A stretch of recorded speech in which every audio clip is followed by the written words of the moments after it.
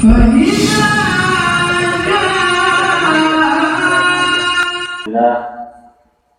dan syukur senantiasa kita panjatkan kehadirat Allah Subhanahu wa Ta'ala yang senantiasa masih memberikan kita nikmat sehat, nikmat kesempatan, nikmat kekuatan untuk kita bersama-sama melangkahkan kaki kita dari tempat masing-masing menuju tempat yang barokah ini dalam rangka untuk menuntut ilmu, dan mudah-mudahan ilmu yang kita cari bisa bermanfaat untuk kehidupan dunia dan akhirat kita. Amin ya rabbal alamin. Salawat dan salam kita sampaikan juga kepada junjungan kita, Nabi besar Muhammad sallallahu alaihi wasallam. Mudah-mudahan kita semua mendapatkan syafaat beliau pada hari kiamat. Amin ya Allah ya rabbal alamin. Hadirin jemaah kaum muslimin dan muslimat, bismillah.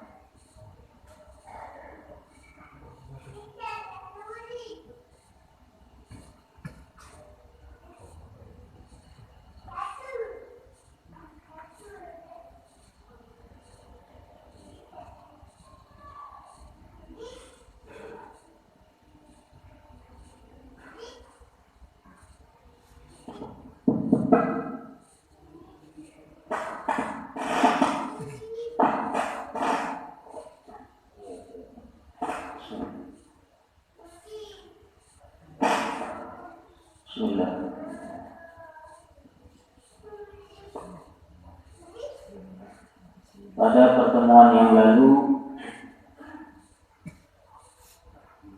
kita membahas penyakit hati yang cukup berbahaya. Dari 4 penyakit hati yang disebutkan oleh Al-Imam Al-Ghazali dalam kitab Minhajul Abidin, yaitu yang pertama al-amalu, panjang angan-angan. Yang kedua wal-hasadu, hasad, iri dengki. Kemudian yang ketiga al-istihjalu, tergesa-gesa. Kemudian yang keempat wal-kibru, sombong. Ini penyakit hati yang berbahaya. Nah, pada pertemuan yang lalu juga kita sudah bahas 4 bahaya dari penyakit al-amalu, yaitu panjang angan-angan.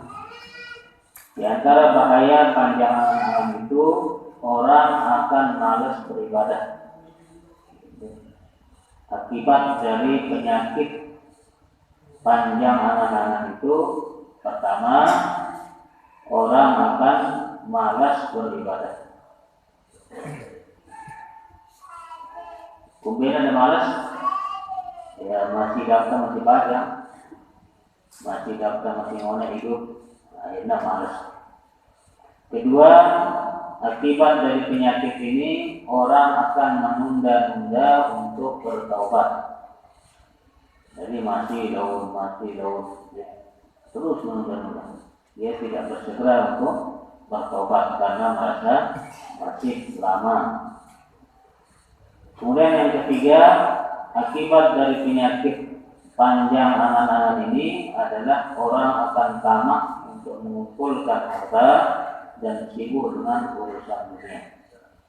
Karena dia merasa hidupnya lama di dunia, sehingga dia sibuk habiskan waktu, tenaga, pikiran hanya untuk bagaimana mengumpulkan harta dan kesibukan dunia. Itu karena penyakit tulul amal.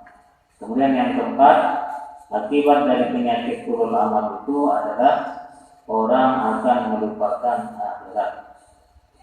Jadi jangan sampai itu belakangan dan akhirat, karena masih sibuk dunia, hatinya keras dan melupakan akhirat. Nah, itu inti pengajian kita pada pertemuan-pertemuan yang telah lalu. Nah, pada pertemuan minggu ini Nah, kita kaji masalah penyakit hati yang kedua yang tidak kalah atau penting. Kita perlu mengetahui bahaya dari penyakit yang kedua ini, yaitu al-hasadu, penyakit hasad, iri dengki. Nah, ini penting ya Bapak. Qala rahimahullah ta'ala wa nafa'ana wal muslimin bi'ulumihi fid dharain amin. Al-Imam Ghazali mengatakan wa ammal hasadu fa innahu al-mufsidu lit-ta'at al-ba'ithu 'alal khati'at. Dan adapun hasad, iri dengki itu sesungguhnya penyakit ini akan merusak amal ibadah kita. Akan merusak amal ibadah. Maksud merusak dua. Kata ulama, merusak dalam arti tidak diterima amal ibadah kita setelah kita ada penyakit ini. Misalnya judulnya Arab dengan lananta kiri hasad. Nah, ibadah setelah muncul penyakit ini tidak diterima. Tidak diterima, maka rusak. Itu namun masih hanya sebatas dalam hati. Misal rasa iri ini masih sebatas dalam hati kan. Jika batur berhasil, tidak susah. Jika batur senang, tidak sengsara. Jika batur sukses, tidak stres. Betul. Ini penyakit hasad. Penyakit hasad. Kita batur maju, tidak jambung. Betul, batur maju, penyakit.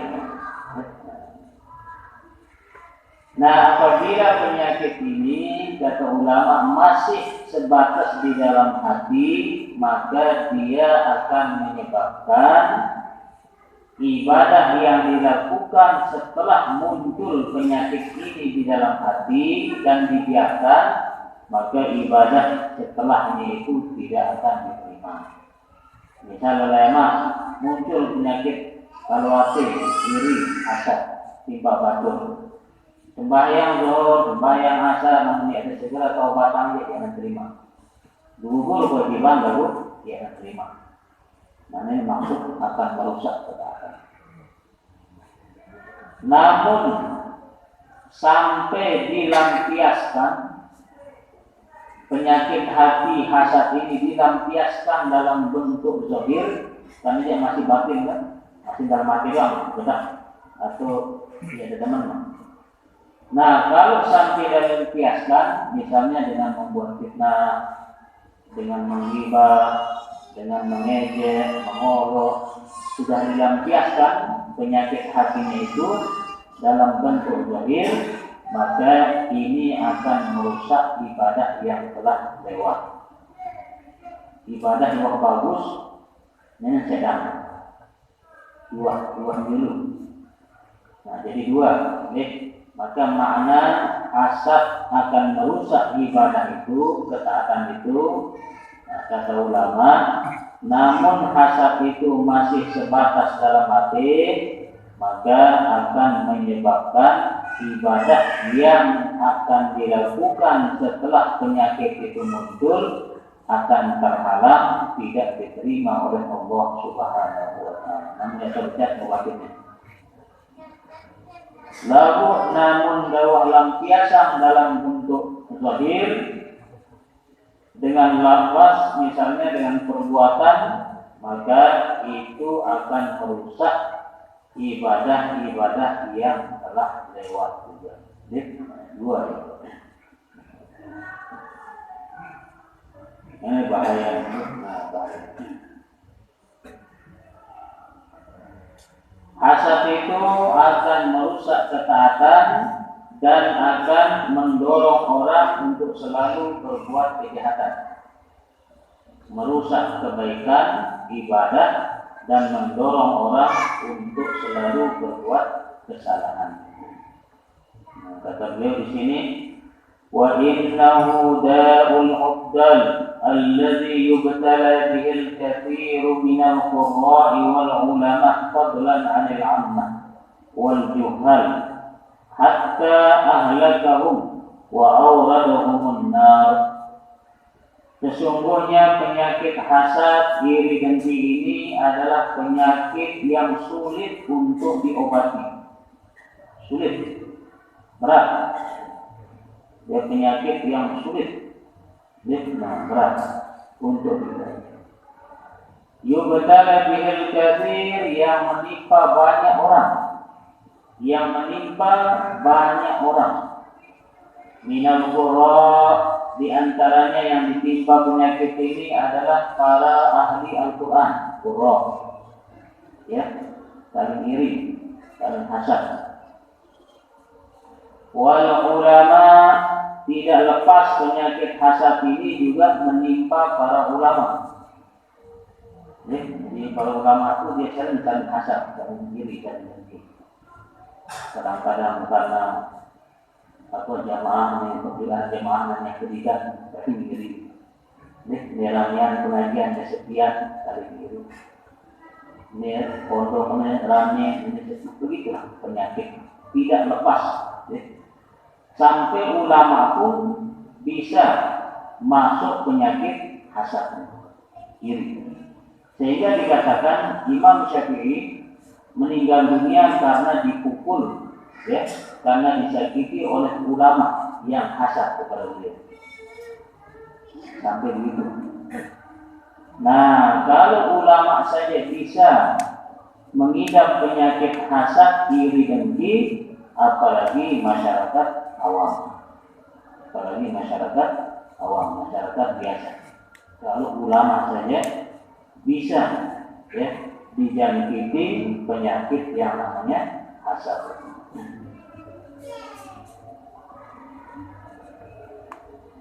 Apalagi ulama yang memang sudah niatnya mencari kedudukan, mencari nama, nah itu tidak akan lepas dari penyakit itu.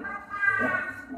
Yang ulama-ulama yang betul-betul pun yang tidak mengejar jabatan bisa terkena penyakit ini, apalagi yang tidak benar. Nah, kata beliau di sini, ulama bisa terkena penyakit iri, hasad, dengki, apalagi masyarakat umum dan orang-orang yang awam atau orang-orang yang bodoh. Hatta ahlakahum wa awraduhumun nar, sampai mereka akan binasa dan masuk ke dalam api neraka. Na'udzubillahi. Amma tasma'u qawla Rasulillah sallallahu alaihi wasallam, tidakkah engkau mendengar hadis sabda Rasulullah sallallahu alaihi wasallam? Beliau mengatakan, sittatun yadkhuluna an-nar bi sittatin. Ada 6 kelompok manusia masuk neraka dengan sebab 6 perkara. Ini hadis Nabi. 6 kelompok manusia masuk neraka disebabkan dengan 6 perkara. Yang pertama, al-arabu bil asabiyyati. Orang Arab, orang Badui, ya, itu kebanyakan mereka masuk neraka disebabkan karena fanatik, ya, dan Arab Badui. Mereka banyak masuk neraka disebabkan karena fanatik yang berlebihan, fanatik buta, menganggap dirinya hanya mereka yang umat atau kelompok yang paling mulia, fanatik. Itu banyak menyebabkan. Wal umara'u bil jawri Yang kedua, para penguasa, para pemimpin, pemerintah, banyak mereka masuk neraka disebabkan karena kezaliman. Jadi pejabat, bukan dia masuk neraka bukan karena tidak bersedekah, bukan karena tidak sholat, tidak haji, tidak umrah, tetapi yang banyak menyebabkan para pemerintah, para pejabat ini masuk neraka karena kezaliman. Ya, kezaliman artinya mereka tidak adil. Kalau kerabat, sahabat, andai sholat, beda urusan. Namun dengan dia sulit, ya sulit. Nah itu yang banyak menyebabkan para penguasa, para pejabat masuk neraka itu masuk di pintu kezalimannya. Itu yang hadis yang disebutkan oleh baginda Rasul SAW. Wadahafinu bil kibri. Dan yang ketiga, para tokoh masyarakat yang dituakan, tokoh-tokoh, tokoh masyarakat, misalnya kepala desa atau yang ditokohkan, mereka banyak masuk neraka disebabkan karena sombong, karena ditokohkan sombong, jadi sombong. Kemudian yang keempat, waktu jaru bil khiyanati, para pengusaha itu banyak masuk neraka karena berkhianat. Jadi tidak jujur. Masalah timbangan, masalah takaran, masalah jumlah, masalah barang. Yang mereka para pengusaha ini banyaknya masuk neraka itu dari segi ketidakjujuran, berkhianat. Ya. Nah, itu dari Rasul SAW.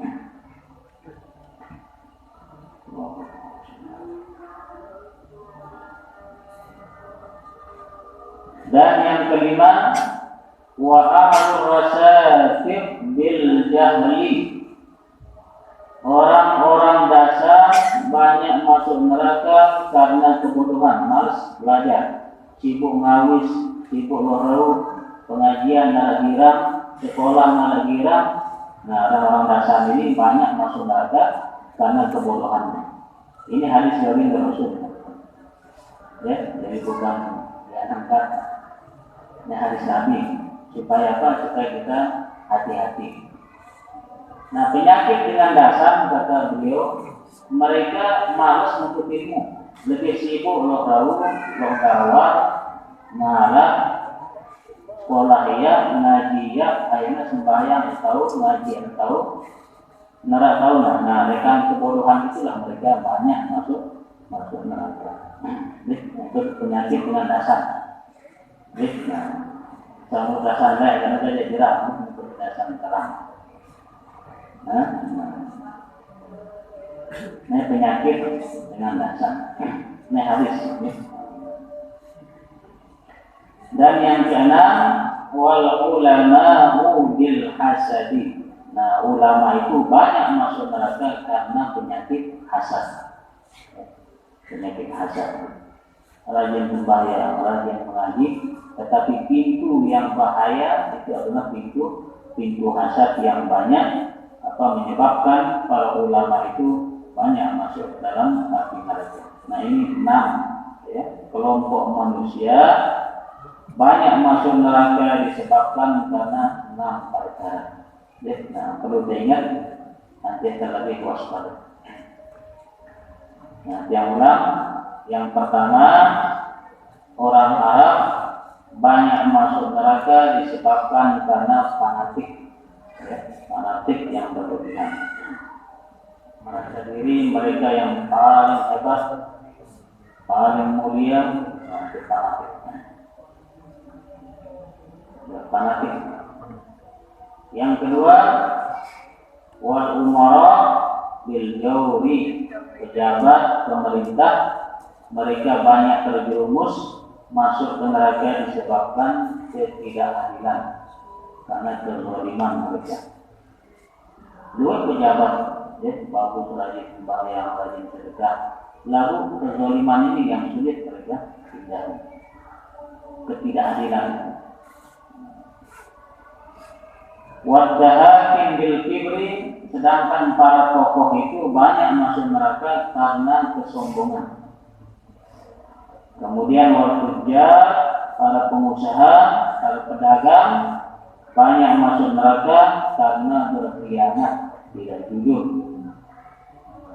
Wa ahlul masajid bil jahli, orang-orang kampung dengan dasar banyak masuk neraka karena kebodohan. Mirip ngaji, mirip belajar dari sekolah. Wal ulama'u bil hasadi, dan para ulama banyak masuk neraka disebabkan karena hasad. Qala ba'dul hukama, berkata sebagian ahli tasawuf, orang-orang yang ma'rifat dengan Allah, bawazal hasibu rabbahu min khamsati awjah, sesungguhnya orang-orang yang hasad ini memerangi Allah, dengan hasad ini melawan Allah dengan nyata dari 5 segi, dari 5 arah. Orang-orang hasad ini, namun tak hasad, iri, pada artinya talawan, tanejak Allah Ta'ala perang, tanangkan Allah Ta'ala, lekan 5 sebab. Yang pertama, kata ulama, awwaluha qad adghadha kullu ni'matin qad zaharat ala ghairihi. Pertama, dia membenci segala nikmat yang diberikan oleh Allah Subhanahu wa Ta'ala kepada orang lain. Artinya ya setuju dengan Allah Ta'ala. Seakan-akan ya kita tahu Allah Ta'ala betul, seakan-akan. Dengan hasad misalnya, hasad yang dimaksud di sini adalah bukan ghibthah, namun ghibthah dengan hasad beda. Ghibthah dibolehkan, namun hasad itu yang diharapkan.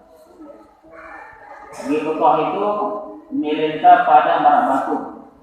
Arah batu sugi, kita milih sugi. Arah batu pintar, kita milih pintar.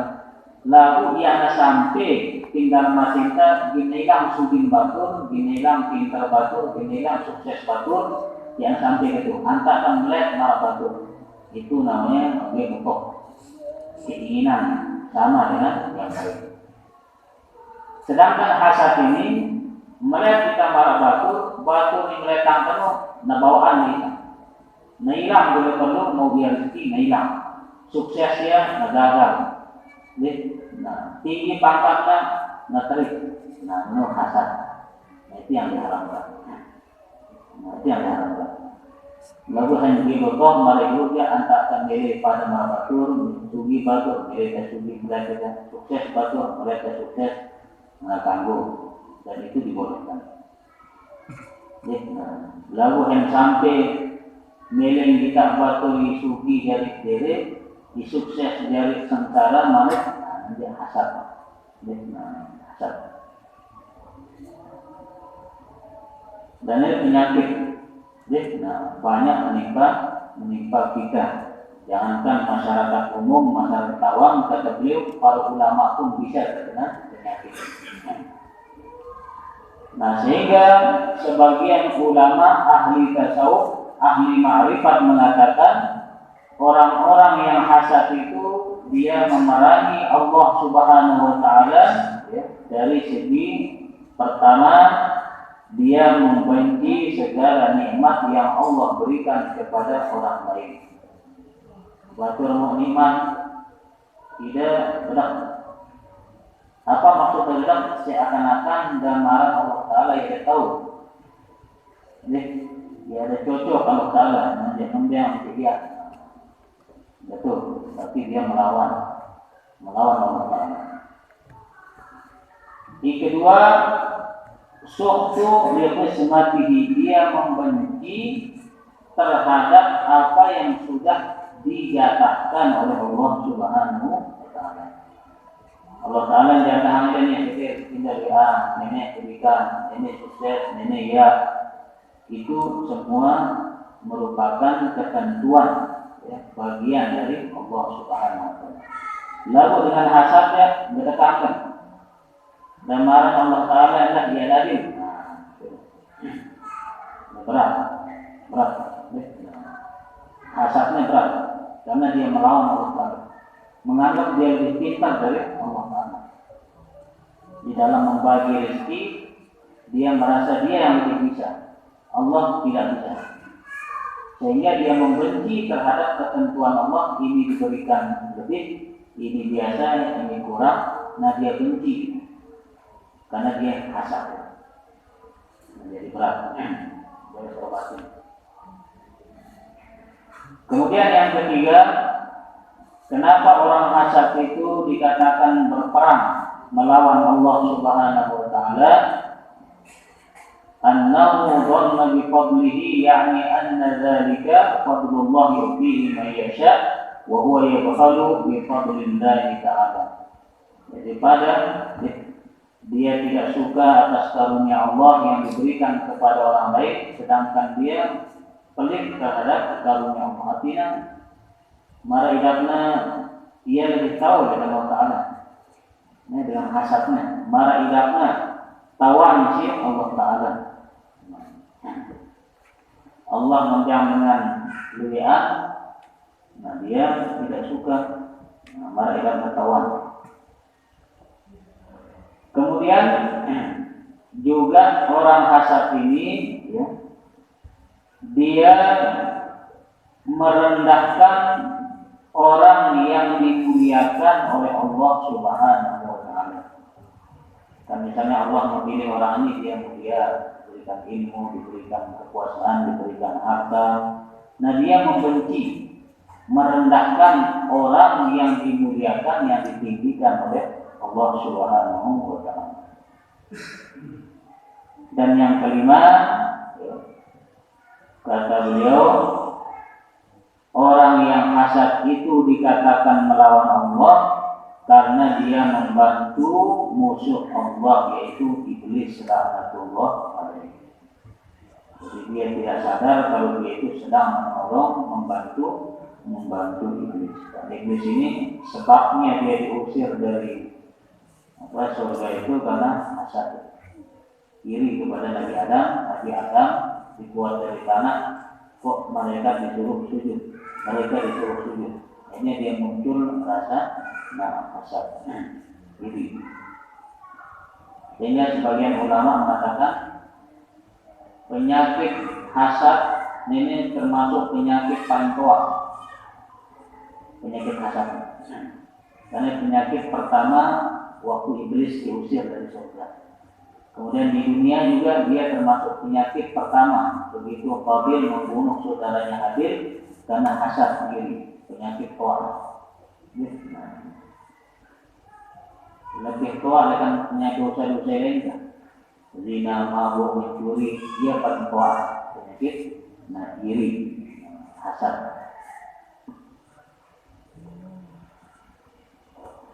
Wa inna bariyatan balagha syu'muha an awradatil ulama an-nar lahikun aw yuhdar minha. Penyakit ini, dosa ini ya, sampai menyebabkan para ulama bisa masuk ke dalam api neraka. Para ulama bisa masuk ke dalam api neraka disebabkan karena penyakit hasad. Na'udzubillah.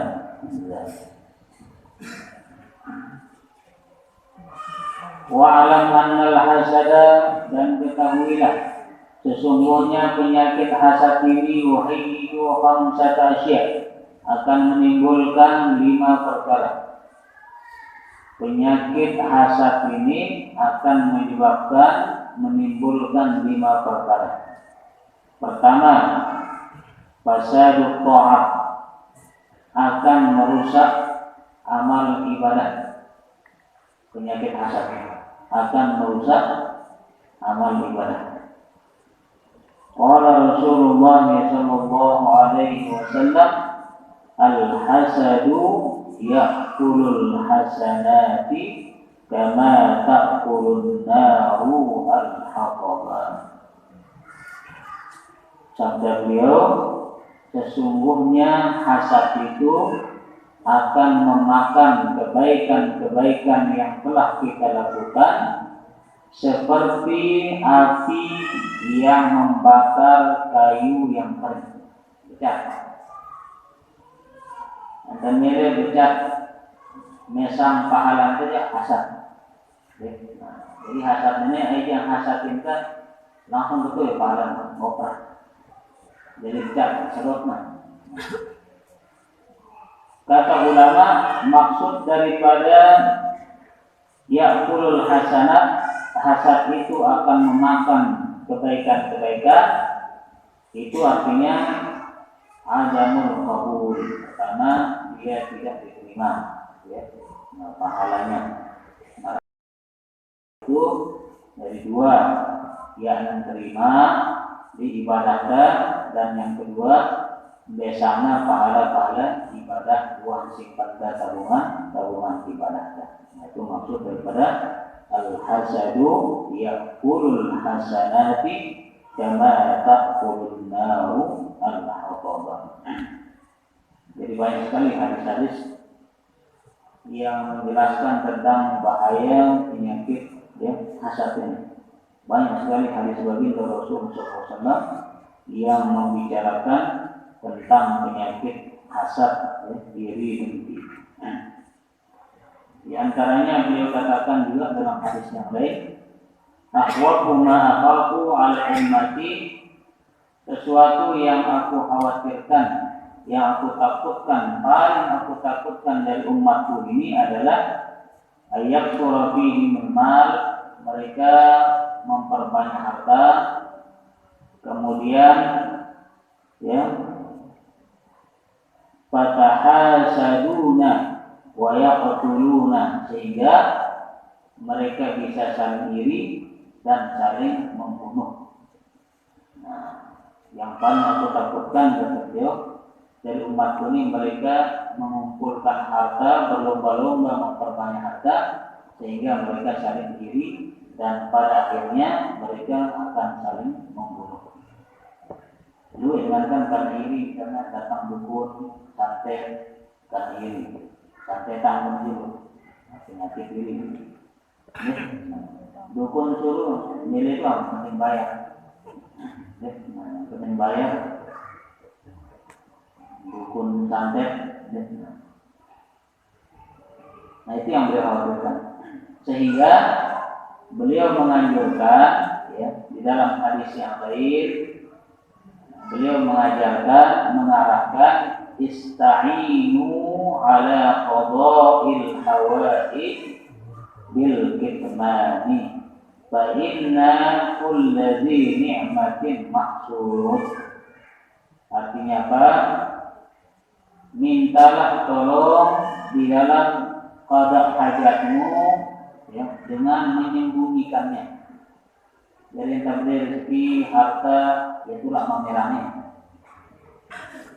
Kumbenan, karena setiap nikmat itu pasti akan menyebabkan orang lain hasad iri. Nah, jadi itulah dia sampai di pameran apa? Semua nikmat-nikmat yang diberikan Allah, sehingga orang lain nanti timbul penyakit hasad iri dengki. Maka bantulah dengan cara apa? Menyembunyikan, jangan dipamerkan nikmat yang ada itu. Ini ada cerita lalu kan? Nanti cerita penyakit yang miliar, cerita emas aktifah, hasad yang. Jadi tabungan gede, wah terus. Karena apa? Karena akan memunculkan sifat hasad.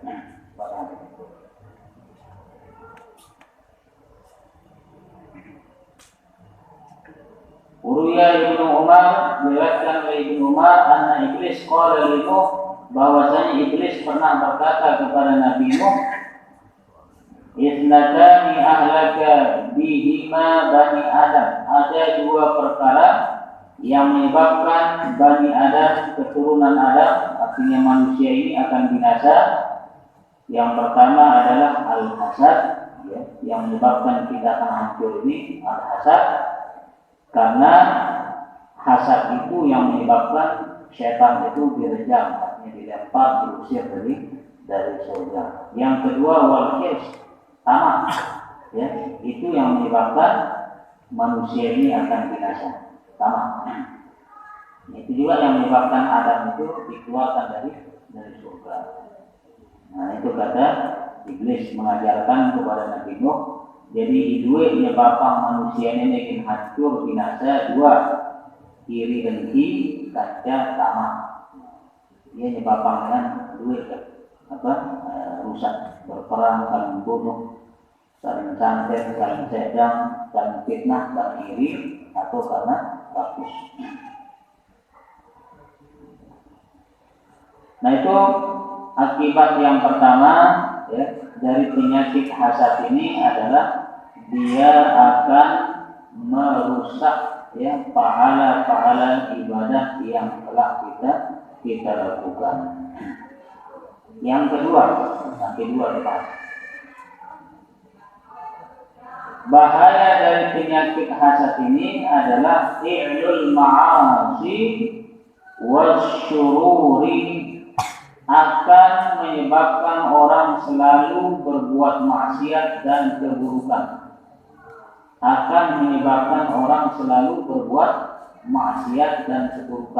Maksudnya apa? Namun tuhiri bin batur, paling rendah minta nyerah batu, rosang batu, minta batu. Bahkan sampai akan berniat untuk membunuh orang, namun tuhiri. Jadi penyakit iri ini akan melahirkan dosa-dosa yang lain. Maka muncul penyakit iri, talwati, hasad, dengki. Bin muncul pertama, dia akan menjelekkan orang, memfitnah.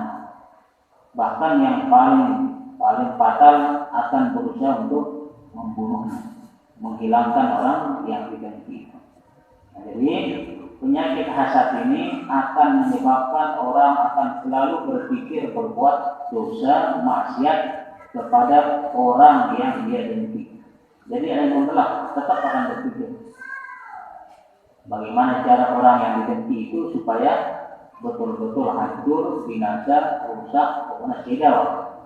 Nah, tetap akan berpikir, bilang dulu, pulang dulu. Nah, itu bahaya penyakit hasad. Alama qala waqtu Ibnu Munabbih rahimahullah, sebagaimana dikatakan oleh Wahbu Ibnu Munabbih, semoga Allah merahmati dia. Lil hasidi salatu alamat, orang yang hasad itu 3 tandanya. Dengan hasadnya perlu tandanya. Perlu tanda dengan hasad. Menurut Wahbu Ibnu Munabbih.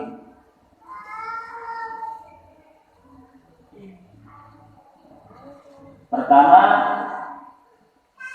yatamallaku idza syahida. Dengan hasad itu pertama tandanya dia akan menampakkan senang apabila di depan orang yang dihasad. Nah, untuk dia judul dia bagus ramah luar biasa. Namun judul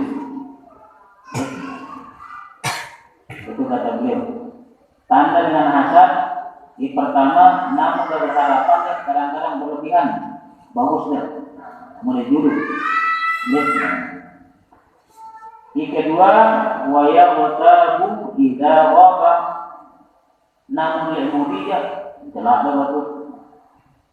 Dia hina, celak, namun dia mudi. Tanda dengan iri, tanda dengan hasad. Mulai dulu dia bagus luar biasa, namun dengan wajah dia lebih luar biasa. Nah, tanda dengan hasad. Kemudian tanda yang ketiga, wa yashmatu bil musibati idza nazalat, dia merasa senang, bahagia apabila musibah menimpa orang yang didengkinya. Namun dengan mereka anda, kita luar yang mau musibah benar senang, alhamdulillah. Tidak perlu sujud syukur, ya. Karena dengan diri, ya, karena dengan hasad. Dan ini penyakit menimpa kita semua, ya. Yang bukan hajinya kita berobat, nanti kita berdoa untuk menghasad. Jadi kata Imam Wahbu Ibnul Munabbih, tanda dengan hasad belum, namun itu dia paling bagusnya. Namun kedua, dia mudi dia paling menghina. Tiga telur, namun nabatul yang bertandai hasad tanda dan tiga musibah merasa senang dan bahagia puas. Nah, lega, senang. Ya, dia perlu pesta ya, alhamdulillah. Kumpulan betul. Sebelum mana, oke kan? Apa sebabnya? Pokoknya itu kemana? Ya? Ternyata sebabnya yang kita tanda wah hancur, wah tidak, wah apa? Wah gagal ataupun dia bangkrut dan sebagainya.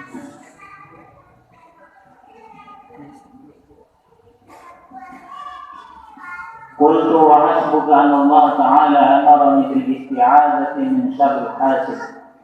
Maka aku katakan kata Imam Ghazali, jadi bahaya hasad ini cukuplah bagimu.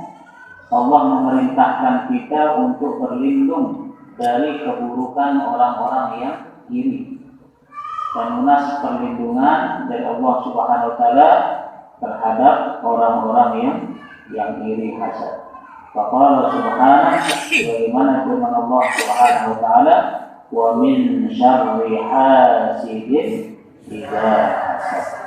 Dan aku berlindung kepada Allah dari keburukan ya orang-orang yang hasad apabila dia sedang hasad. Artinya Allah Ta'ala merintah kita berlindung kepada Allah dari keburukan orang-orang yang iri, karena iri ini bahaya sampai akan membunuh sendiri.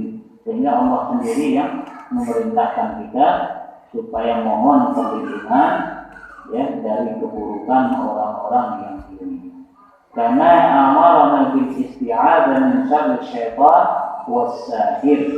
Sebagaimana Allah Subhanahu wa taala memerintahkan kita juga untuk berlindung dari keburukan kejahatan syaitan dan kejahatan orang-orang yang juga menyihir, bukan ahli sihir. Ada ini ayatnya kan? Qul a'udzu birabbil falaq min syarri ma, dari keburukan makhluk.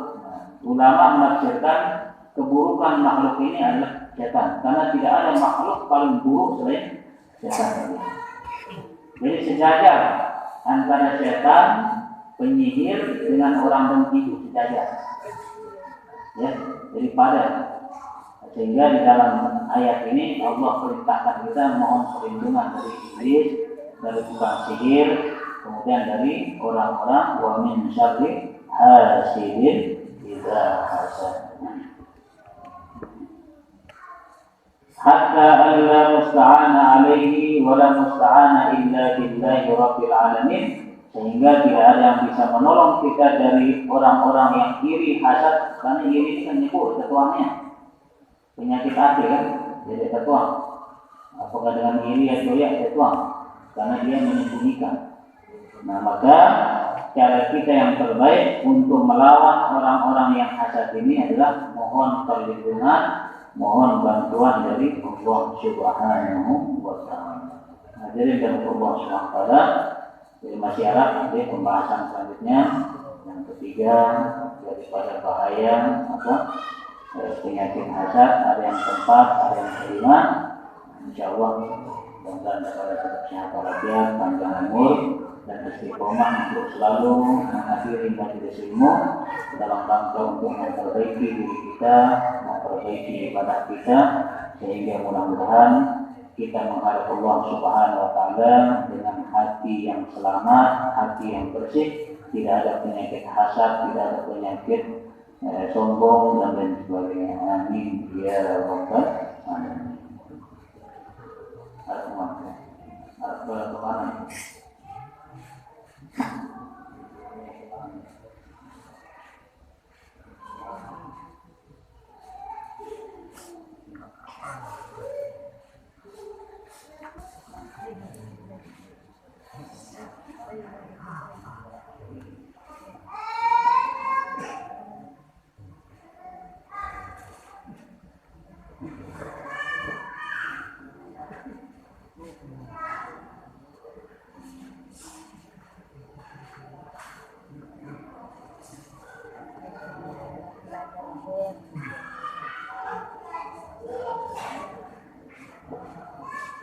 Bismillahirrahmanirrahim. Assalamualaikum warahmatullahi wabarakatuh. Sebelum saya untuk sholat isya yang akan membacakan amal 500.000 rupiah berasal dari Berong Laut dan diniatkan untuk orang tuanya yang sudah meninggal dunia di Kalimantan dan juga miliknya sebesar 400.000 rupiah.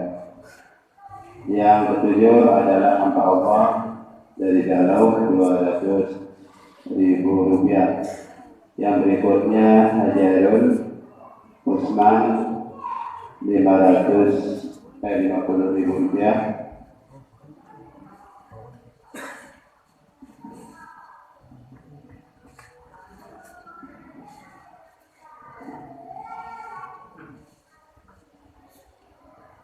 Yang berikutnya berasal dari Ina Juna 100.000 rupiah dan Ina Ruslan 100.000 rupiah dari Karangasem. Dan mudah-mudahan apa yang diniatkan oleh para penyumbang kita, baik keluarga yang sudah meninggal dunia, mudah-mudahan selamat dan bersyukur, mendapat yang lain Allah Subhanahu wa Ta'ala, segala amal ibadahnya diterima oleh Allah Subhanahu wa Ta'ala. Yang masih hidup mudah-mudahan tetap dalam keadaan sehat, panjang umur, kuat iman, murah rezeki, dan mudah-mudahan selamat dunia wal akhirah. Al-Fatihah. Bismillahirrahmanirrahim. Alhamdulillahirabbil alamin arrahmanir rahim maliki yaumiddin. Iyyaka na'budu wa iyyaka nasta'in ihdinas siratal mustaqim siratal ladzina an'amta 'alaihim ghairil maghdubi 'alaihim waladdallin. Dan untuk para penyumbang baik dari kesalahan, baik dari awal sampai malam ini, mudah-mudahan apa yang diniatkan dihajatkan dikabulkan oleh Allah Subhanahu wa Ta'ala. Al-Fatihah. Bismillahirrahmanirrahim. Alhamdulillahirabbil alamin arrahmanir rahim maliki yaumiddin. Iyyaka na'budu wa iyyaka nasta'in ihdinas siratal mustaqim siratal ladzina an'amta 'alaihim ghairil maghdubi 'alaihim waladdallin. Amal dinas yang masuk pada malam hari ini sejumlah 2 juta rupiah. Sekian dan terima kasih. Assalamualaikum warahmatullahi wabarakatuh.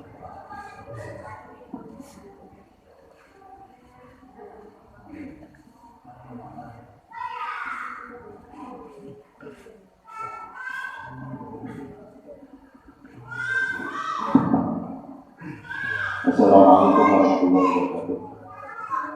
Yang melihatkan Bapak dan Guru, para jemaah yang ini dari Islam informasi bahwa pembangunan tangga ini perlu 50%, jadi 50%, karena dilanjutkan nanti setelah di tembok bata dan seterusnya. Kemudian mungkin kita akan membuat menara, jadi menara dari beton atau disediakan oleh PVC, sehingga mudah-mudahan 2 minggu kemudian mungkin sudah kelihatan atau tertentu luar dari laut, karena akan dipasang lampu yang terang nanti keluar darinya. Nah, kemudian tiap tangga itu akan dipasang lampu, kemudian dibuatkan pintu, nah sehingga nanti orang masuk itu keluar, jadi ya kena lama juga dengan foto kayak, jadi perlu dibuatkan pintu itu informasi, sehingga mudah-mudahan kita semua ini mendapat perhatian dekat, dan umurnya seperti yang tadi, semoga kita dapat mengirim, kemudian di mana ada sesuatu kemampuan kita, kemudian amal ikhlas kita dalam tetap diberikan kepada Allah SWT. Amin ya rabbal alamin. Wassalamualaikum warahmatullahi wabarakatuh. Hadirin Allah SWT, kita akhiri majelis kita pada malam hari ini dengan sama-sama membaca menyampaikan selawat dan salam kepada baginda Rasulullah SAW. Sallallahu alaihi wa sallam.